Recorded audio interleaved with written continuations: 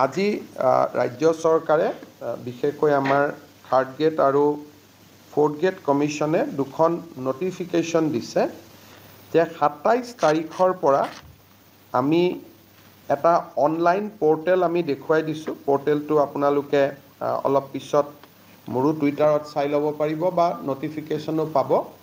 পৰ্টেলত আবেদন কৰিলে ৫০ টকা ফিজ দি আবেদন কৰিলে ১৫ তাৰিখৰ পৰীক্ষাত যিসকলে অৱতীৰ্ণ হৈছিল তেওঁলোকে নিজৰ OMR চিটখন ল'ব পাৰিব।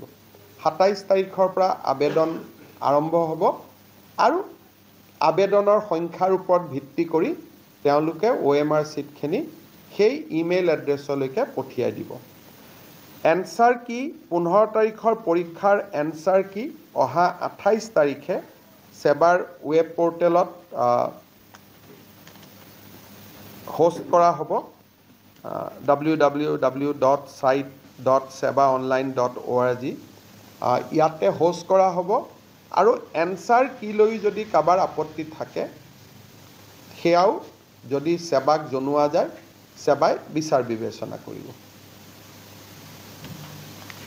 গতিকে এই তিনিটা সিদিনাখন মই কৈছিলোঁ, তথাপিতো আজি আপোনালোকক আৰু ইয়াৰ নটিফিকেশ্যন আজি ইতিমধ্যে চৰকাৰে ইছ্যু কৰিছে। ৰাজ্য চৰকাৰে বিশেষকৈ আমাৰ থাৰ্ড গ্ৰেড আৰু ফ'ৰ্থ গ্ৰেড কমিশ্যনে দুখন নটিফিকেশ্যন দিছে যে ২৭ তাৰিখৰ পৰা আমি এটা অনলাইন পৰ্টেল আমি দেখুৱাই দিছোঁ। পৰ্টেলটো আপোনালোকে অলপ পিছত মোৰো টুইটাৰত চাই ল'ব পাৰিব বা নটিফিকেশ্যনো পাব।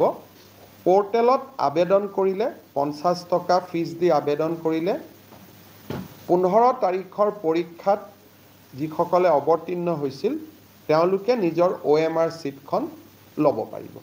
২৭ তাৰিখৰ পৰা আবেদন আৰম্ভ হ'ব আৰু আবেদনৰ সংখ্যাৰ ওপৰত ভিত্তি কৰি তেওঁলোকে OMR চিটখিনি সেই ইমেইল এড্ৰেছলৈকে পঠিয়াই দিব। এনচাৰ কি ১৫ তাৰিখৰ পৰীক্ষাৰ এনচাৰ কি অহা ২৮ তাৰিখে সেবাৰ ৱেব পৰ্টেলত হোষ্ট কৰা হ'ব www.site.sebaonline.org ইয়াতে হোষ্ট কৰা হ'ব আৰু এনচাৰ কি লৈ যদি কাৰোবাৰ আপত্তি থাকে সেয়াও যদি সেবাক জনোৱা যায় সেবাই বিচাৰ বিবেচনা কৰিব। গতিকে এই তিনিটা সিদিনাখন মই কৈছিলোঁ, তথাপিতো আজি আপোনালোকক আৰু ইয়াৰ নটিফিকেশ্যন আজি ইতিমধ্যে চৰকাৰে ইছ্যু কৰিছে।